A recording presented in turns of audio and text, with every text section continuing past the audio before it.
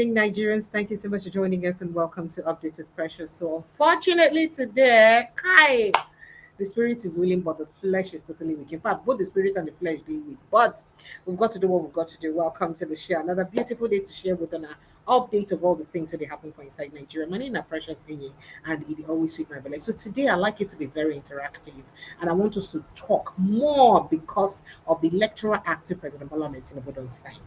What's be the implication? What do you guys think Nigerians should do concerning 2027? And there was an explosive interview, I like to call it explosive, where Mike Igini, former INEC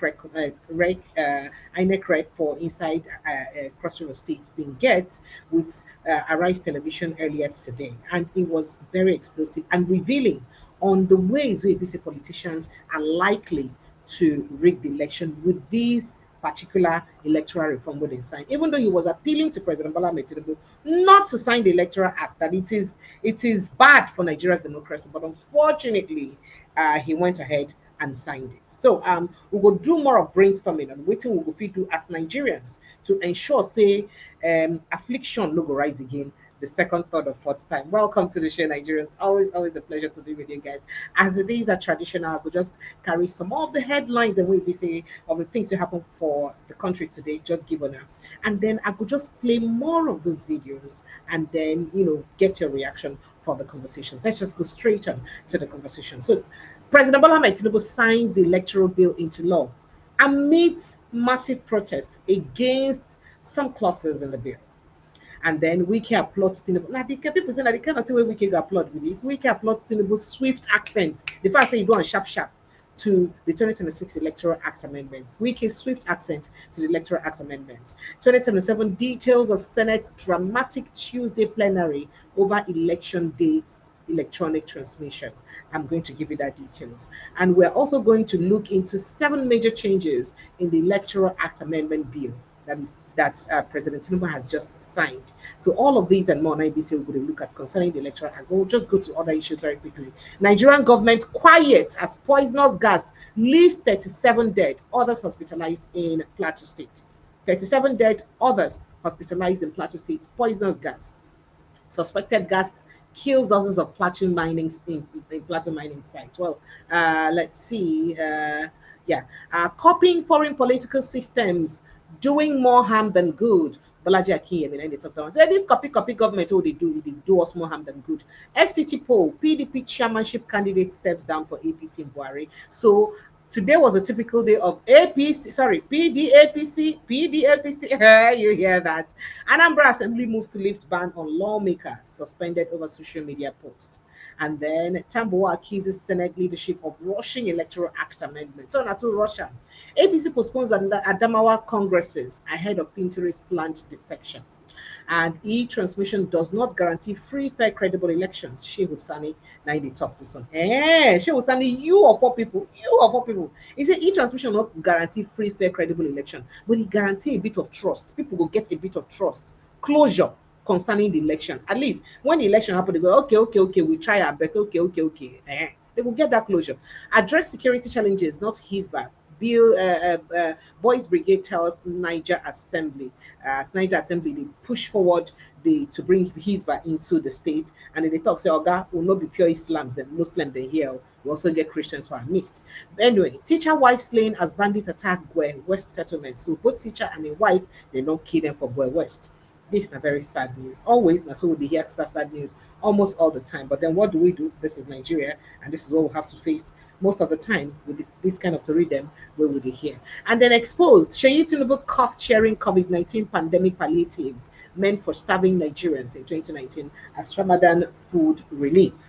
They give people Ramadan food relief when they see they write COVID-19 for the body, and trust Nigerians to don't pick holes on top of that one. Let me even see if I have that footage and show you immediately, because we'll not be dwelling on that conversation. So not just to show you, I'll get that footage and I'll show you very quickly. But then let's move on to other conversations. We'll get back to that. 37 feared dead as toxic gas hits Plateau community. I think I told you this already.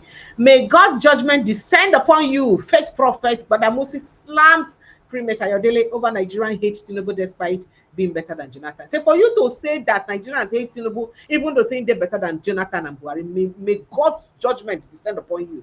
fake prophet. Now waiting, but I mostly they tell Primate Ayodele. And then solution to Nigeria's problem may require some form of revolution because we are dealing with a fatalistic political class, says Inehibie Fiona. And then exposed Sheyi Tinubu. I think I told you that already. Very quickly, let's move on.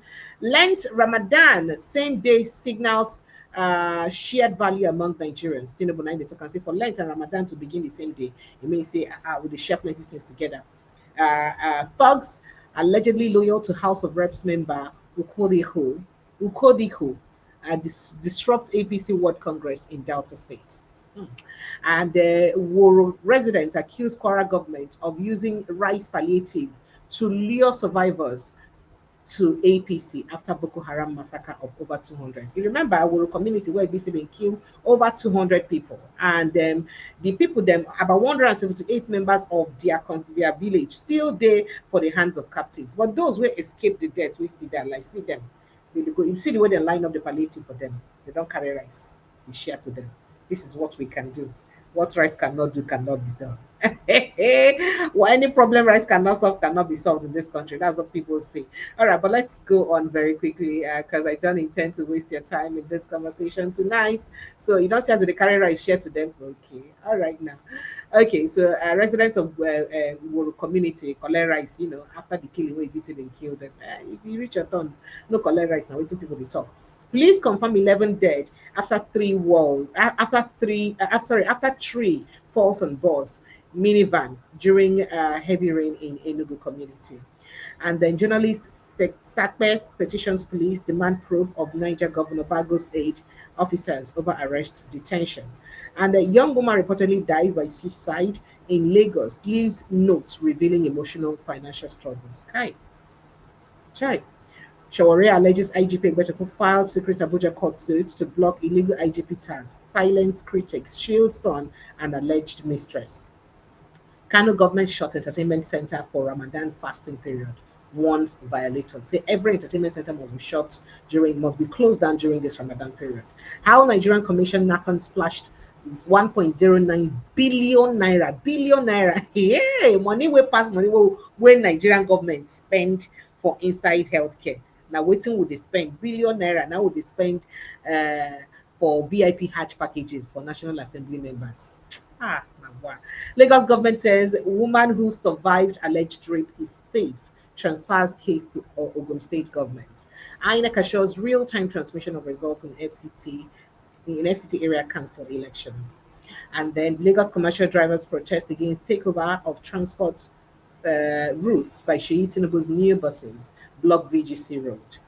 Nnamdi Kano's ESN stopped terrorists from southeast, but look at killings in southwest. IPOB slams Tinubu's aid Sunday Dari.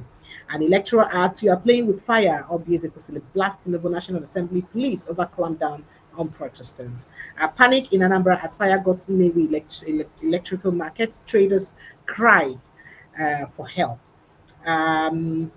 El Rufai remains in FCC custody as permanent secretary who offered to stand Shoti backs out amid threats claims. They said they threatened the permanent secretary who been warned Shoti for him to release him. Wow. Deputy chairman says 30 Plateau indigenes killed in terrorist attack on Kwara community. Kwara community. That is 30. That's community. Oh dear, I don't know, but it's crazy. Tinubu Akpabio plotting to make Nigerian elections empty ritual, reverse our independence, ex-presidential candidate Adebayo. Mind they talk this one. Tinubu will make worse president if he returns in 2027. Presidential advisor Baba Ahmed, Hakim Baba Ahmed, and he saying will be the worst president if they let him come back by 2027. Police invade Abuja hospital, attempt to arrest critically ill patient bleeding after custody torture, despite restraining court order. And then 2 die, 3 injured as hoodlums attack APC members at Ondo Congress. And that was very bloody there. Boko Haram used the Muslim call to prayer to lure residents to their death. Survivor recounts Kwara massacre. Say they actually use call to prayer to carry people they come. As people they come, and so they kill them. So why is Supreme Islamic Council never still condemn this thing till now? Because these people are going by the name of their religion. Appeal court rules against Senator Ned Nwoko in $35.6 million case against Adamawa government. So all of this and more issues that we will look at this evening. But I know we won't waste our time too much because I would just want us to watch more of videos. But by the way, President Bola Tinubu today signed the Electoral Act into law. So let's take a look at it. So that's where he was going to sign the Electoral Act. This follows the passage of the bill by the National Assembly on Tuesday after months of deliberation. And even though some people don't complain, say why did he hastily pass, sign the bill? But this will not matter again. He said it is not as important as the history aspect of this. Speaking after the signed bill, Tinubu said the essence of democracy is to have very solid discussions committed to national development and national building, essential for the stability of our nation, adding that it was high time Nigeria confidence in their system. Yeah, why they not get confidence in their system? It's not as important as the history aspect of this. What is crucial is the fact that we managed to process to the extent there will be no confusion, no disenfranchisement of Nigerians, and that we are all going to see democracy flourish. But would this electoral act, engineer or lead to the flourishing of democracy? That's not the question. Where we say a lot of people they ask me that. People like Nyesom Wike, Don Hilam, say do well as he signed the electoral act. It was very good. Thank you for signing it very swiftly and very quickly. Now we see Nyesom Wike don't tell him. And then let's see some of the critical things and where they coincide that electoral act. So about key critical things we decide. One, voter registration. So the amendment narrows the documents required for voter registration to three: a birth certificate, a Nigerian passport, and a national identity number. So anyone who wishes to register with the Independent National Electoral Commission must submit these three. You will get birth certificate or affidavit, uh, um, a Nigerian passport, and your NIN. So this is what you need. Downloadable voter card. Now Nigerians may no longer need to wait for hours at INEC offices to collect their voter cards with the introduction of downloadable voter cards. So they can use that downloadable voter card to, with downloadable voter cards, you can now participate in the election. So that's what part of the things we need to know with this. Okay. All right. I thought, all right. So a few more things that we need to know, some more changes we will feel need to know now. Electronic transmission of results, where the council put the manual one conjoined together. Say the manual, the form EC8A will be a backup. Then mode of party primary, the new bill adopts direct primaries and consensus as the Thank only you. method, not indirect. So direct and consensus. Now ABC, the new method adopts. And then let's see some other changes that there is in this new electoral act very quickly. What are those other changes? I think there is also okay disbursement of funds to INEC. Say make it come 12 months to 6 months before the general elections. A deadline for submission of candidates lists. The Electoral Act Amendment Bill mandates political parties to submit the list of candidates at least 120 days, 4 months before the election date. INEC's final list of candidates. The new bill directs INEC to publish a final list of candidates 60 days to 60 days, that is 2 months before the election date. So, some of this might be the changes where we say we will see for the Electoral Act. However, some experts them don't they talk. They don't they talk. So this Electoral Act we get like this, saying a suicide mission for Nigeria. I wish I was able to get that video. I wasn't, but I think I'll play you the voice note of Inehibe Efyong earlier today on News Central Television when he be saying they cry out about the kind harm we will do ourselves with this new electoral act. Take a listen to him. Ultimately may happen. And perhaps the solution will be said again because he said that this kind of thing, the only thing we will fit commot us for the shackles of the current politicians, not a revolution. Listen to him. The solution ultimately may have to be some form of revolution. Because we are dealing with a fatalistic political class. I don't want to call them political elite. There's nothing elitist about these guys. We are dealing with a political class that has resolved not to allow the country to work. So if you want to effect a change, if you want to force their hand, it has to be based on the collective action of Nigerians.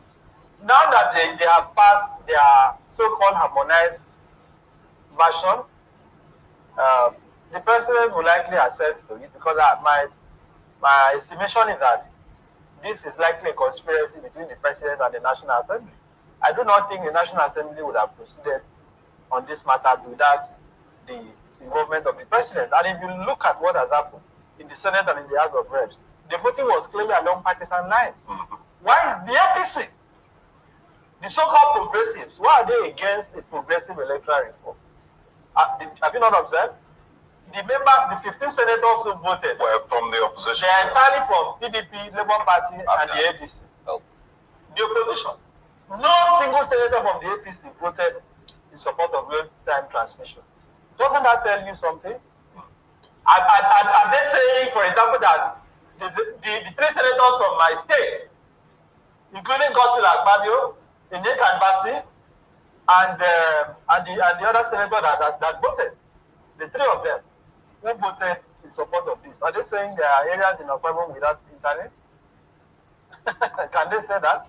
That there's a community in Akwa Ibom that doesn't have internet outside? No, what should have happened? In the House in particular, for the Senate, it has always been a hopeless situation. Godswill Akpabio would not allow any amendment that would guarantee credible election. This is a man who was defeated by another candidate who contested on the platform of the PDP. And when he lost that election, I'm not sure he really recovered. That is I'm not sure Fabio recovered. All right, so let me just quickly stop it here. I just thought to let you in on that.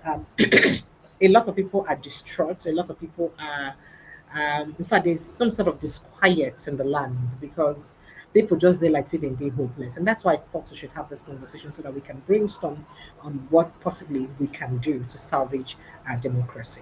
All right. So, but before we get to the core of the matter of this conversation, because I like to play that video by Mike Igini, then take your reaction. But before I get to it, let me quickly play a video of a king, a gallant king who called for the release of Nnamdi Kanu earlier yesterday during a during a forum. He did call for the release of Nnamdi Kanu. I'm telling Tinubu that face to face, and I also have to tell you what Isaac Fayeshe eventually said as he apologized to the Igbos for generalizing in his statement. Let's take a listen to this. I will come back to the Electoral Act issue. Take a listen. The President of the Federal Republic of Nigeria, President Bola Ahmed Tinubu, DCFR, the Secretary to the Government of the Federation, distinguished Senator George Akume, Your Royal Highnesses, Your Royal Majesties, I want to end the protocol here.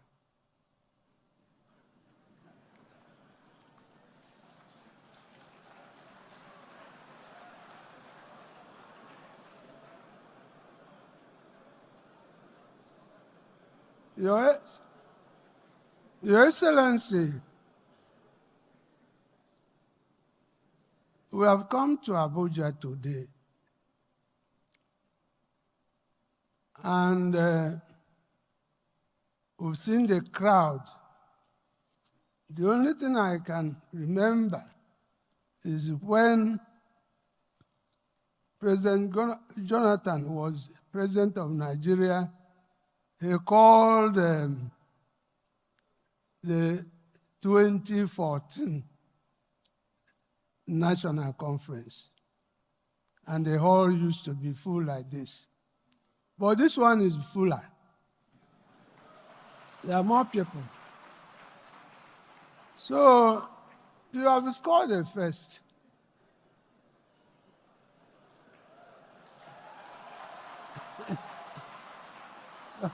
by bringing the largest crowd to this place. We've been committed to the health of our people. But having come now to Abuja and listened to Professor Mohammed Pate and his team, we are now more committed. So the traditional rulers of Nigeria will now go home and work harder than before. But I must tell you, Mr. President, that personally, I don't feel very happy because you were not here in the morning. There were several speeches. We listened carefully.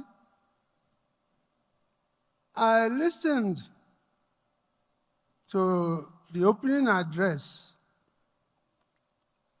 by His Imperial Majesty, the Owner of Ife. And he was gingering all of us to work as a family, to work as a team, to see Nigeria as one. And then I felt maybe this is good. But when you look at it, this same Imperial Majesty is arranging to confer a very high honor on Sunday Igboho, who in my own part of Nigeria in the southeast, we see him as a counterpart of Nnamdi Kanu.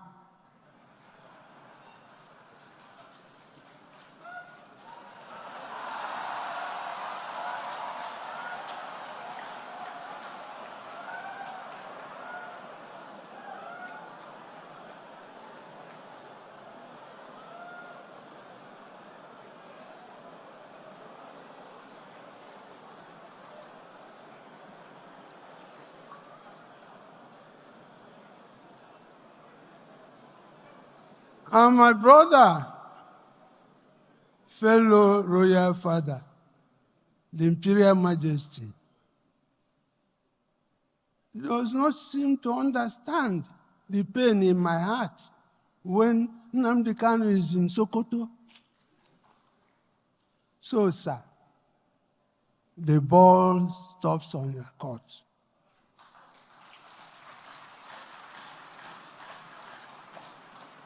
Bring this man out.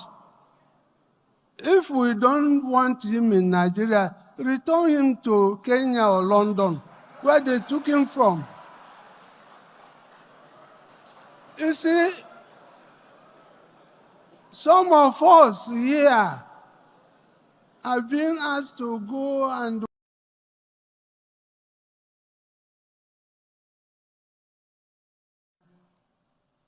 some of us here have been asked to go and work, but the young people in the Southeast are so agitated, they can even beat us. They see us as sellouts. We come to Abuja, they may think we come to collect money, and then we keep quiet. So, sir, please do something about this. Do something about this. We cannot make progress in this country if we don't tell ourselves the home truth. There's no way. There's no way. Now, again, they were talking about Southern Traditional Rulers Committee on Health. And the eminent professor Patel was saying that this will become an annual event, what we are doing today, if I heard him correctly. The truth of the matter is that there's nothing like Southern Traditional Rulers Council. If you come here, party, and you give money to people on that basis, it's not correct. The South is not the North. We have a system. We need unity in diversity. So that people, so if you want to deal with us in the Southeast. If you have resources for us, give it to us.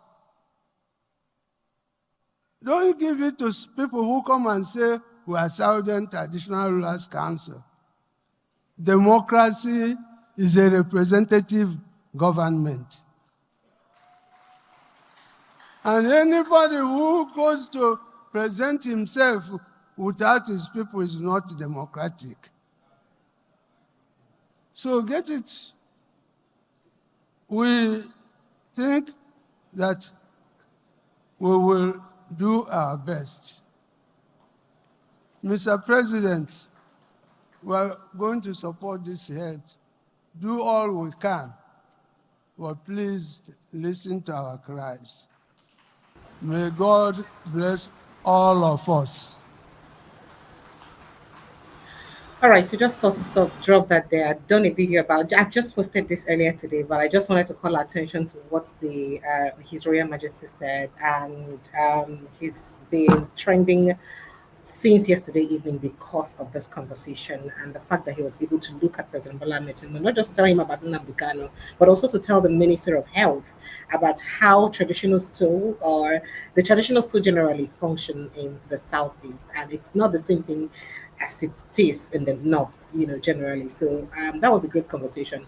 I don't intend to waste our time this evening because Beleni is with us. But here is Isaac Fayeshi apologizing after this video to the rest for generalizing about that statement that we argued about that the other day. So here is his apologies, and that's the reason I had to play this video. I want to thank our royal father from the eastern part of Nigeria for looking at our president in the eye and demand for Nnamdi release from Sokoto prison. Thank you so much. Last week, all of you are bashing me. So you generalize. I am here to say sorry for generalizing that all Igbos are cash and carry. Some, not all. I take it back with all due respect. And I'm thanking our royal father for looking at the president in the eye and say, if Igbowo can be free, then Sunday too should be, Nnamdi too should be free. Now the game is balanced. They use what they have, the Yorubas, the Kabiyesis, they use what they have to talk to the president, and they cleared Igbowo. Now the royal fathers from the east too are now coming together and saying, release our own brother too. So the conference and the working relationship can be sweet together. Thank you, Baba. Thank you, our royal father. Igwe, God bless you, sir. God bless you so much. And all the Igbos that are offended last week by my videos about the Igbos, cash and carry is not all. Few are cash and carry. And now our royal fathers are now correcting it by demanding for our brother release. So I'm now happy. Can see my video is helping, is waking others up. God bless Nigeria. Today, the Muslims will be fasting. Christians will be fasting Lent. They use religion to divide us. But the universe brought this fasting this year to the same day to the same time. All we need in our country is not so much religion. All we need is love and unity to move ahead, to change our country, to demand for our rights, and to demand from our leaders, to make our leaders accountable. All we need is love. The Muslims are fasting, the Christians are fasting. Universe has brought us together to fast at the same time. Let us use this fasting to reflect on the whole country, on how we want to go going forward. God bless us all. Amen. All right, so thank you so much for that. I just thought to quickly drop that so that to rest that conversation, and I appreciate you guys for that. But let's just jump in very quickly, or maybe I just get you another something that happened earlier today. So some of my brothers from Niger Delta, they agitate, they vex, they talk, say Tom Polo make them abandon bunkering only for to allow government may they continue to go on with bunkering activities, and that they've impoverished them only for him too to allow some high and mighty people to go ahead with that. Let me just Good morning. Good morning, Nigerians. Good morning, Niger Delta. Good morning, River State. Good morning, Calabari. Yes, this message is for my ice chief Tempolo. Okay, he said no to fire again. Now look at them. See them. They go load crude oil. Show them the river. Show them the badge. They go load. There are some they are illegal and there are some legal. They go load. But then they do the fire now. Today now who will do for us? They suffer. Say Tantita. See our boys and then they suffer the picking sound. We suffer our own thing, resource control. We stand for resource control. Today now we need to control our resources again. Now security will be.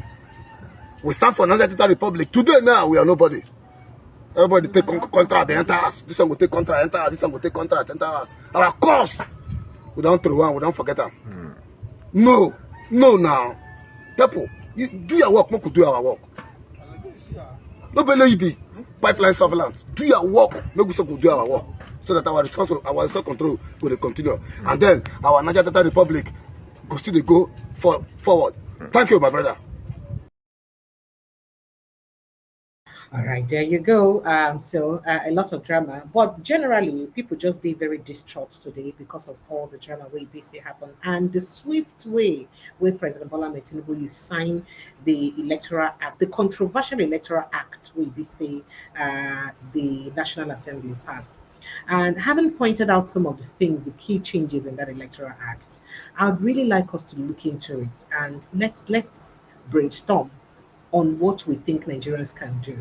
And I'm saying this based on the interview that Mike Igini had today. It's going to be a long conversation, but I want us to pay attention. I think I posted the video already, but I want us to, if watching this video or this interview from Mike Igini is the only thing I can achieve today, it means a lot to me because it's power packed with a lot of insight on waiting, how far we don't go for inside election for Nigeria and how backward the 10th National Assembly don't set us based on that interview today. So I'd like us to pay keen attention and then just calling to pour our mind on what we think the possible solution will be, especially because he tried to provide a solution to this. In fact, not just providing a solution, he also gave us the hints on the different ways where basic politicians plan to use rig election. So what are the other ways that the people can block that their plans for them? This is not the question, because as it is right now with the Electoral Act that we have right now,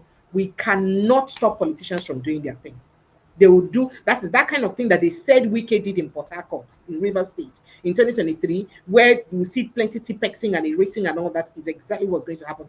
As a matter of fact, remember what I told you guys the last time when Sahara Reporters brought out an exclusive about the plan to rig the election, that for each of the form ECA8, the EC8A rather, that they plan to print them double for the election. They plan to print double of the forms. One, now the one where they don't already fill.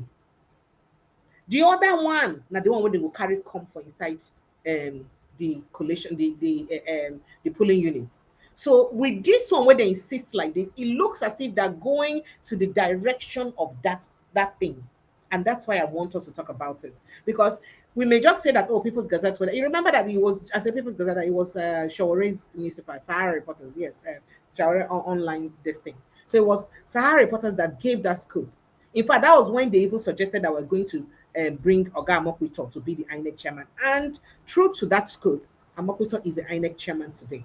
So that for them to insist to talk, say they want manual as backup. Imagine again, say no network go dey that day. No, you not get as take do am, network no go dey that day. You not get as take do am, network no go grade day that day. So waiting Nigerians go do if network fail today that day. That not the question. Make you just pay attention to the video, listen to Ram keenly. Take a listen. Back to where we are. And given the fact that when I left office in 2022, I was not part of the 2023 elections, but I was part of those who educated Nigerians. That is why people are holding me accountable. That on this channel, Arise Television, when I left office, or 2007 election, it was sabotage. All the billions that were spent wasted. Jega era came in. We started and we identified all election rigging processes. The lineup of authorities must be carried 1979, 1983, and all subsequent back to where we are. And given the fact that when I left office in 2022, I was not part of the 2023 elections, but I was part of those who educated Nigerians. That is why people are holding me accountable. That on this channel, Arise Television, when I left office, the Duke of Delta, Ndoka Bagwena, I called him. I called John Momo, Raymond Dokwesi, the TVC, and I said, I have decided that all the requests for consultancy, I turned everything down. That it's unethical, that having worked in a commission, having been part of those who develop the processes, it would be wrong of me to take any appointment from anybody. On this Arise Television, for over 1 year, you never charged me a dime, nor was I paid by INEC or anybody, but for the service of the country. To now find that all that we did are now in vain, that's why I don't regret that I wasted my 10 years in the service of the fatherland, because I would have been a dead man by now. My colleague in Kano was killed, the family wiped out, because we wanted to do the right thing for our country. But today, the value pyramid of Nigeria is upside down. If you are bad, you can do well in our country. So that's the reason why I switched off. But as I noticed somewhere, there comes a time, no matter what, we have no other country other than Nigeria. I would have left when I was in university, but I stayed back because I wanted a country for us, despite being locked up by Abacha, kept everywhere, and all that. And so, having done all of that, to find out what we are going through is the reason why I switched off. Therefore, your question as to the statement I issued, history is a graveyard for contending opinions. What I put out there is an empirical evidence of how they have suffered. Because the resistance against a credible election in Nigeria has been long-standing. Dr. Gobadia was the first to set up the ICT unit in the INEC. It was a unit in his office and later a full department. At that time, they used the OMIR to try to sanitize the process. From there to Iwu's era, where you have to use DDC, machine capture machine. Iwu set up the VSAT across 774 local governments for transmission of results for the 2007 election. It was sabotage. All the billions that were spent wasted. Jega era came in. We started and we identified all election rigging processes, and that the EV system must be carried out. The EVs had 4 tracks: the biometric registration, biometric accreditation, e-voting, and e-transmission. But as we were doing that, the members of the National Assembly, under Section 52, they were scared and they prohibited the use of any electronic thing. In fact, they used the word no electronic voting machine. That was the language that was used. But we came in, we saw Section 49, Section 52, Section 68 are the clear election rigging provisions. or 2007 election, it was sabotage. All the billions that were spent wasted. Jega era came in. We started and we identified all election rigging processes and that the EV system must be carried out. The EVs had 4 tracks: the biometric registration, biometric accreditation, e-voting, and e-transmission. But as we were doing that, the members of the National Assembly, under Section 52, they were scared and they prohibited the use of any electronic thing. In fact, they used the word no electronic voting machine. That was the language that was used. But we came in, we saw Section 49, Section 52, Section 68 are the clear election rigging provisions. And for 20 years, we fought to get those provisions removed. Now, having done that, by the time Jega came in, we started with what you call biometric registration, with the first time that was carried out. Then you remember that we were called TVC, temporary voters card. From TVC, we moved to PVC. From PVC, we moved to smart card reader to deal with Section 49, which is the election rigging provision in our laws. All right, we did to deal with that. But what happened? By 2015, of course, the sabotage from within and from out was a major problem. In 2015, by the time we brought the card reader was not a voting machine. Card reader was meant to deal with Section 49 that says that a presiding officer, once you are a voter who's registered in a polling unit, once you come, if he is satisfied, it should be given what he call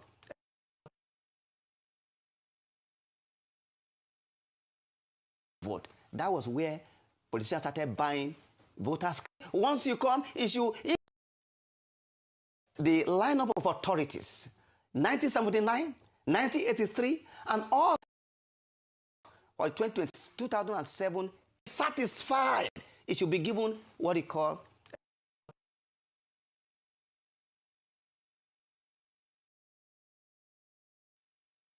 vote. That was where politicians started buying voters.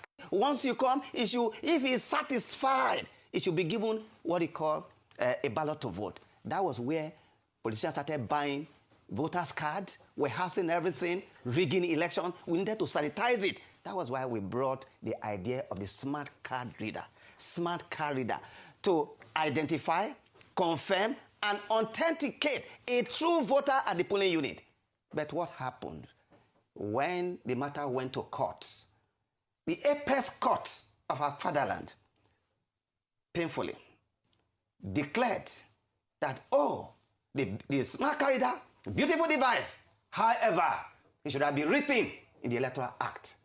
Today, the debate that has held this country down for the past 2 months or thereabout is brought about by the Supreme Court of our fatherland. And I'll give you what the Supreme Court did, how it has thrown everything in disarray.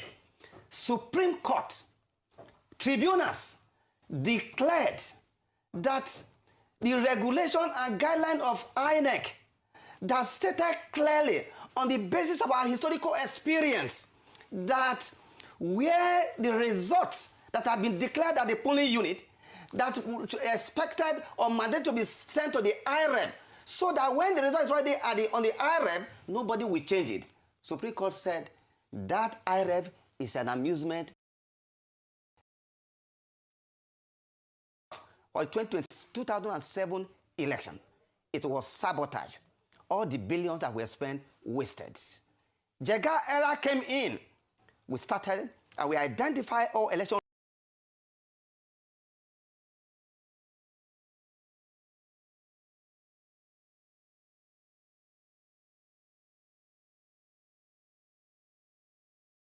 I just wanted us to see some of these things so that we can know. Let me make us see whether I could play the other part of that conversation. The lineup of authorities, 1979, 1983, and all subsequent judgment of the court, Supreme Court, up to 2015, when the court declared that in any elections, there are 3 principal legal frameworks that govern election, which are the Constitution, the Electoral Act, and indeed regulations and guidelines made pursuant to the powers given both in the Constitution under Section 160 as well as Section 148 to make rules for the conduct of election. We know that those that supported card reader and they called for electronic voting are the ones against it today because it's not going to benefit them. But we know how they spoke to you, supported card reader and all of that. So they have gotten what they want. As we speak today, what's on the IRF is not justiciable. Can you tell us some secrets of rigging so that people can be aware going up to the elections and what people should do? Point out the areas they might likely use to rig with the law that is on ground and how Nigerians can be aware. Yes, why pointing that? Because actually it becomes this whole engagement. But the fact that I have accepted this invite. We have to. You know, will not relent. I see this as a very academic. But let me quickly say this here. And that is that for 10 years, particularly from the Jega leadership up to Mahmoud Yakubu, so much effort was done for e-transmission. There was the INEC NCC report on electronic transmission, which was ready as at 2018. Remember that under the Buhari administration, regrettably, a government that came in through the risk that most of us took, they refused to have amendment to the act. It was only in 2019 that there was no electoral act to amend all the issues we identified in the 2015 election. What was the reason given? Well, that ECOWAS required that 6 months to a process they commenced in 2016. Eventually, there was no electoral act in the conduct of 2019 election. Now, when the debate with respect to the 2022 electoral act, don't forget that Buhari regime rejected all the bill 4 times. Yes. Rejected it. Those around the president ensured that it was not done. But there's no book of remembrance in our country. If not for those of us who did the right thing in 2015, those in power in 2015, they will not be there today. Yes. But the moment they came in, they eliminated everybody that was nice, or the director and all of that. Yeah. That is what happened. So now, when we, in 2021, when the debate came up, the debate was premised on 2 grounds. That INEC was not ready, and that there was no national infrastructure. When that debate was going on in 2021, in respect to the 2022 Electoral Amendment Bill Act, INEC was never invited. And I likened, and I addressed the press conference, and I said, why is it that we are behaving like some of the group of people I saw in America? They discuss about the right of abortion of women, but women are not part of. All right, so it's just shocking to know that the group of people who we get right now for power, and actually those who make sure say maybe they drive for what seems like a transparent election once upon a time, and all of a sudden they don't reach that condition, don't reach that place now, but they don't want anything like that to happen. But I like us to watch to where he profiled or he revealed the ways they're likely to rig the election, and it's very important for us to pay attention to that. Take a listen. The lineup of authorities, 1979, 1983, and all subsequent judgment of the court, Supreme Court, up to 2015, when the court declared that in any elections, there are 3 principal legal frameworks that govern election, which are the Constitution, the Electoral Act, and indeed regulations and guidelines made pursuant to the powers given both in the Constitution under Section 160 as well as Section 148 to make rules for the conduct of election. We know that those that supported card reader and they called for electronic voting are the ones against it today because it's not going to benefit them. But we know how they spoke to you, supported card reader and all of that. So they have gotten what they want. As we speak today, what's on the IRF is not justiciable. Can you tell us some secrets of rigging so that people can be aware going up to the elections and what people should do? Point out the areas they might likely use to rig with the law that is on ground and how Nigerians can be aware. Yes, why pointing that? Because actually it becomes this whole engagement. But the fact that I have accepted this invite. We have to. You know, will not relent. I see this as a very academic. But let me quickly say this here. And that is that for 10 years, particularly from the Jega leadership up to Mahmoud Yakubu, so much effort was done for e-transmission. There was the INEC NCC report on electronic transmission, which was ready as at 2018. Remember that under the Buhari administration, regrettably, a government that came in through the risk that most of us took, they refused to have amendment to the act. It was only in 2019 that there was no electoral act to amend all the issues we identified in the 2015 election. What was the reason given? Was that ECOWAS required that 6 months to a process they commenced in 2016. Eventually, there was no electoral act in the conduct of 2019 election. Now, when the debate with respect to the 2022 electoral act, don't forget that Buhari regime rejected all the bill 4 times. Yes. Rejected it. Those around the president ensured that it was not done. But there's no book of remembrance in our country.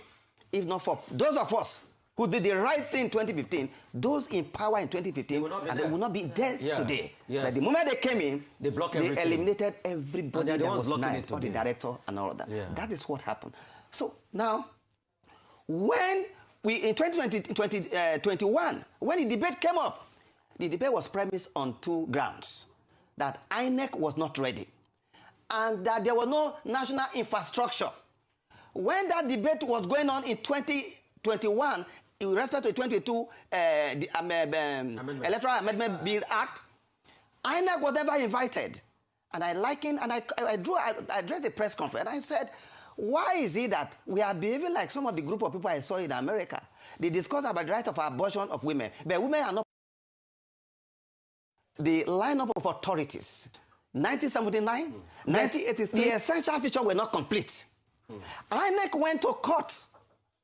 Regrettably, the court upheld a fake result produced by, even when INEC distant, it said that this is not our original copy of it. So I see that. What are the options available? The greatest option that we have is the judiciary that must stand tall and mighty in defense of democracy and the rule of law.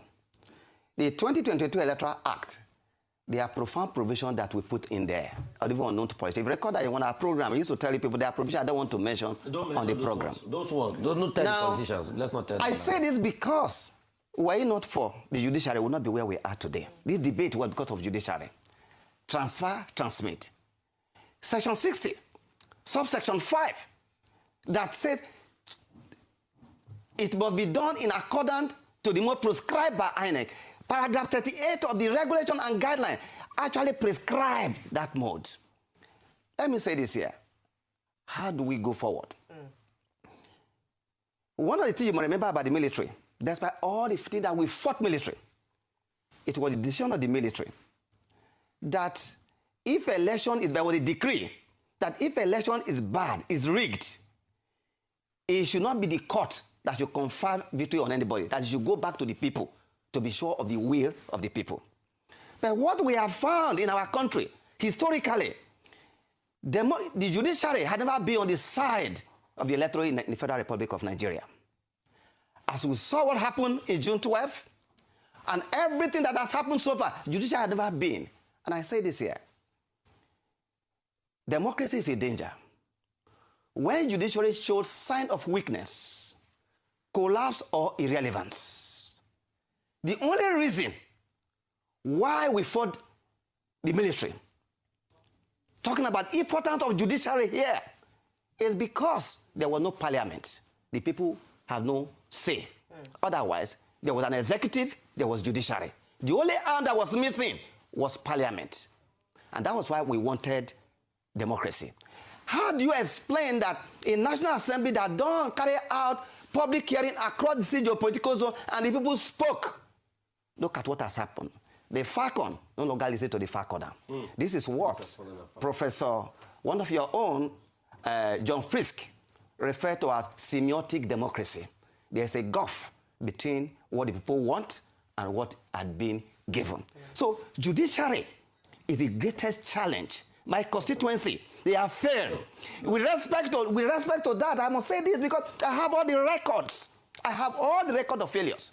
When it comes to election, judiciary have not done well. In fact, the Nigerian people now see my constituency as a veritable, conspiracy against them because they have never given effect to it. Look at what they have done with primary.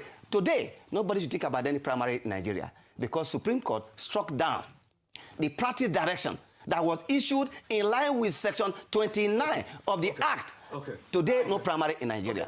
So, this is so sad. So I listened to this conversation like a million times, and I felt like crying.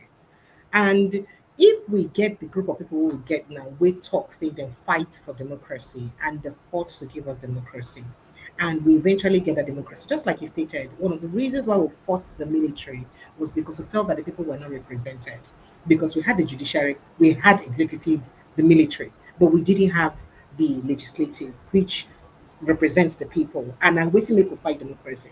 But even is military, but even inside the democracy we would now, the people almost dead.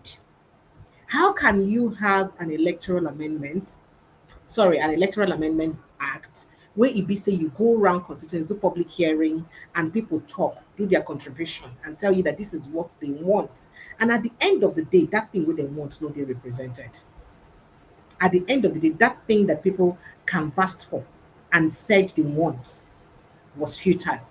And you can't tell us a majority of party, even people, including party people, where be say their constituents said they want this particular thing, real-time transmission.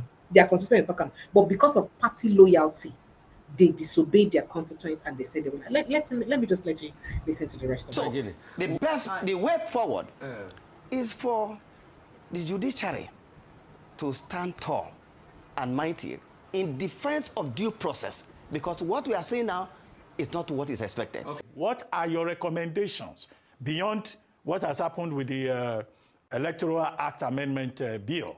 What are your recommendations? Dr. Abati, a stone sink commission should not blind the eye. And when I give my advice, the reason why I broke my silence before the decision taken was to offer the nation, particularly members of the National Assembly, the opportunity to know this. With respect to the figures given out, all you need to do is to go and check the list of those who were elected in 2019, compare it with the list of those who were elected in 2023. That will give you the figure. With respect to why, it does not really matter, that cannot be correct, because we have had brilliant legislators who are so good, who were brilliant, independent, showed integrity, but because governors are the one that will determine who becomes a member of House of, who get a ticket to go to the State House of Assembly, to House of Rep, to Senate, most of them did not return. And where you don't return, the only fallback position would have been in a robust system that you have put in place to be able to secure you. That is why it is very important. Now, when you talk about scaremongering, there's nothing about scaremongering, because, you see, it is the home of a coward that people usually gather to point at the tomb of yesterday's warrior. A young man that I recommended must be given a job from Osun State, who is now still working when I was the commission, demonstrated bravery when he was about to be killed. Certain safeguards were not there. When you say that, give an option to a presiding officer that if there is no network, there will be no network, because the capacity to connive the states, to connive with mobile network operators, not to allow network to go on, is there. I don't want to mention a state.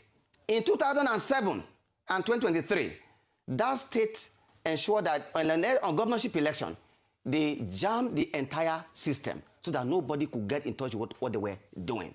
What we are doing now, it is terrible, because even though the fact that you transmit directly, there are other things that people like to do during election. You have to look at ad hoc staff recruitment. Who are the people we are going to recruit? Because in the final analysis, from INEC leadership headquarters, INEC office at the state, INEC office at the local government, that is where the battle ends.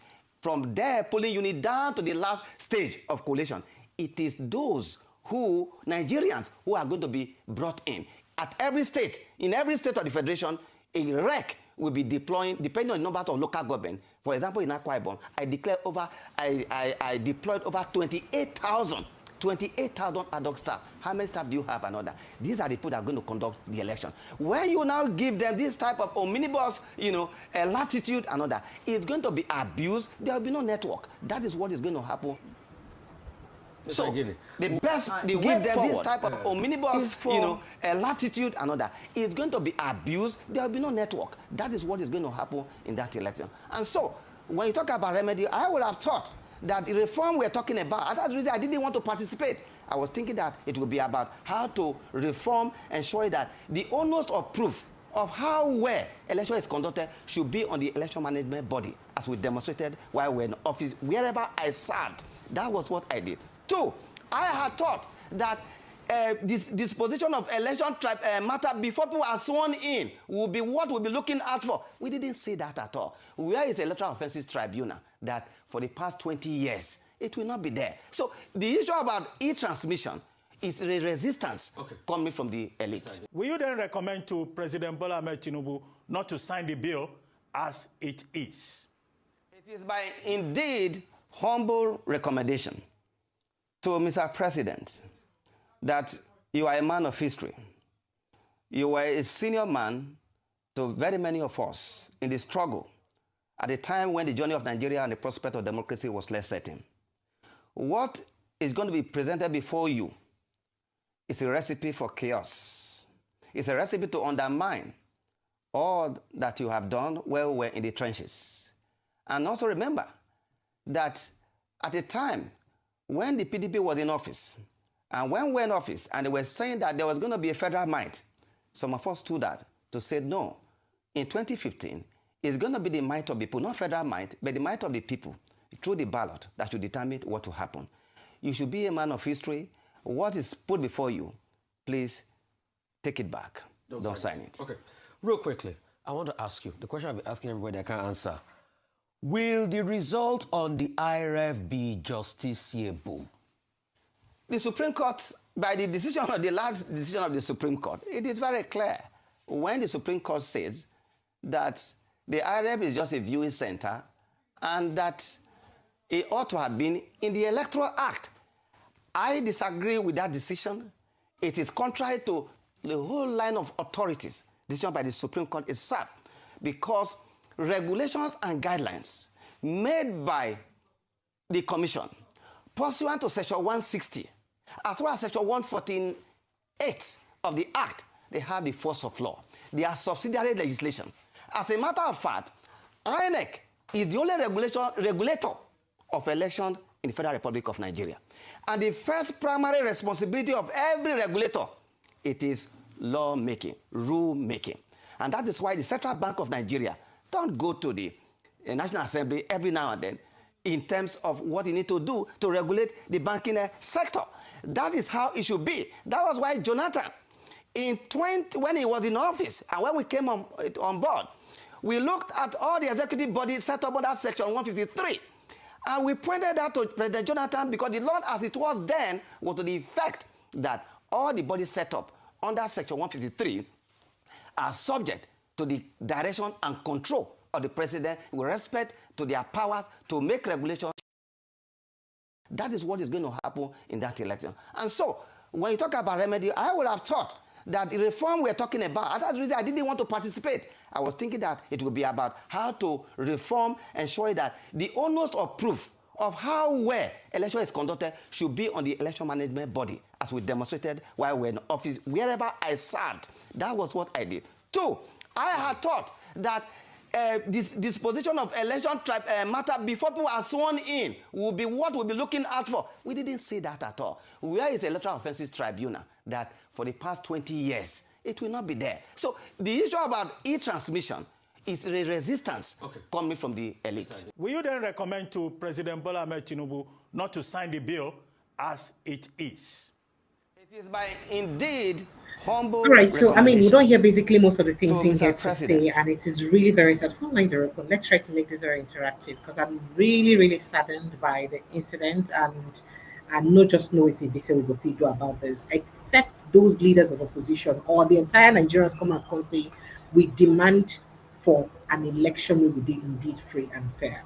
So do you expect Nigerians to just go ahead and just keep them with all this regulation will be saying don't make? Because he heard what he said about a particular state when e be say make sure say election internet no dey connive with the service providers to make sure say what network no dey that day so that people would not know what they were about, people could not communicate with each other.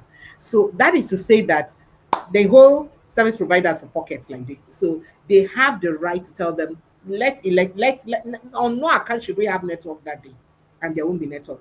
Maybe the only people wey dey no go fit bribe na Elon Musk and his Starlink, then they no go fit bribe that day. So what do you guys think Nigerians need to do at this point? And why is there disquiet and sudden disquiet in the land? Why people need to talk about it? And then all the opposition when they say we must sign this, we must sign that, without that no election, where are they? What are we going to do about it? The president swiftly signed that bill. And talking about the president signing that bill, please, are we still talking about the same president who would talk, say, in fight for democracy? Because how would you fight for democracy and not also consider the want of the people, the need of the people for inside this decide? I really don't know. It's really crazy, the status of what's going on in the country, and it's really sad to have us the way we are. I was so devastated this evening that I was almost not able to come on air. But I just thought, why not? Let's come and pick our minds and talk about. We can't give up on ourselves. Let's talk about what we can do, All right. So I may just have to end myself here. I'd like to say a big thank you to everyone. I just like to say a big thank you to everyone who's been part of the show. I appreciate you. Thank you so much for being part of the show. I love you guys and appreciate you. But let me just go and protect my mental health because it's not easy to be a Nigerian. I do hope that we'll talk about this further tomorrow. I can't wait to hear from Dr. Kaj. I would have called Barrister Ikine to come through more light on what's going to happen. But I do not think that there is anything he would have to say that Mike Igini hasn't said. I don't think there's anything Barrister Ikine would have said that Mike Igini hasn't said. I don't think there's anything any other person would have said that have not been said already. So what is the way forward for Nigerians? Well, let's ponder on that. I love you guys and appreciate you. Let me just go ahead and protect my mental health. Good night and God bless you.